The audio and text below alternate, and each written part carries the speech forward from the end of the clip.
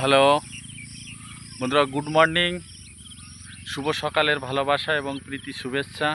এটা দেখতে পাচ্ছেন, এটা পাট ক্ষেত, আমার পাশেই আছে, এটা পাট ক্ষেত। এটা বুননির পরে এখনও পর্যন্ত নিড়ানো হয়নি, যেহেতু কিছুদিন আগে জানেন বর্ষা, বৃষ্টিতে জল জমে গেছিলো এখানে। এখন অবশ্য পাটের জমিতে জল নেই, পাটগুলো কিন্তু বেশ বড় হয়ে গেছে।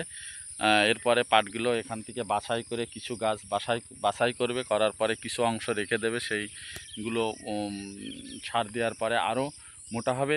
তারপরে দেখতে পাচ্ছেন এটা পাট ক্ষেত, এটা কিন্তু গ্যামা ক্ষেত, গ্যামা গরু খাবারের জন্য এটা ঘাস। এটা কিন্তু একবার বুনলে দুইবার হয়, ফসলটা দুইবার হয়।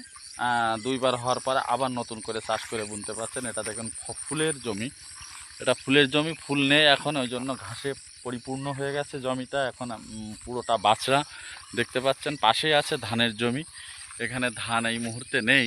অবশ্য ধান পুরো সবার এই বছরটা ভালোভাবেই এখানে অন্তত তুলতে পেরেছে, কিন্তু আশেপাশে কিন্তু ভালো ক্ষয়ক্ষতি হয়েছে বর্ষায়।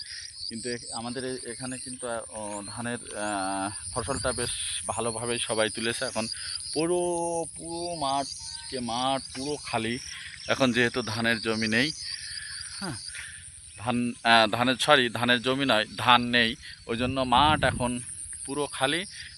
আর কিছু আছে পাট। এবার এখানে যেমন করেছে দেখুন,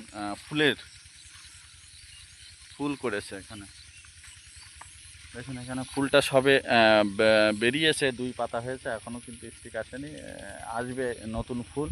এটা ওখানে গ্যামা ঘাস, এটা দেখতে পাচ্ছেন। এটা হ্যাঁ, সকালের পরিবেশ, হালকা রোদ্দুর। হ্যাঁ, পিছন দিকটা দেখুন, দেখতে পাচ্ছেন পিছন দিকটা রাস্তাটা এদিকে চলে গেছে ভাতভাঙা। ওটা দত্তপুলিয়া থেকে বেরিয়ে সেই রাস্তাটা গেছে ভাতভাঙা। এটা পরে আমি ডিটেলস বলবো আপনাদের, এই রাস্তাটা কিভাবে কোথায় গেছে। যদি নতুন নতুন ভিডিও পেতে আমার সঙ্গে সহযোগিতা করবেন এবং আমার চ্যানেলটা সাবস্ক্রাইব করে সহযোগিতা করবেন, তাহলে আপনাদের প্রতি চিরকৃতজ্ঞতা থাকবো। ওকে, ধন্যবাদ, সবাই ভালো থাকবেন, থ্যাংক ইউ।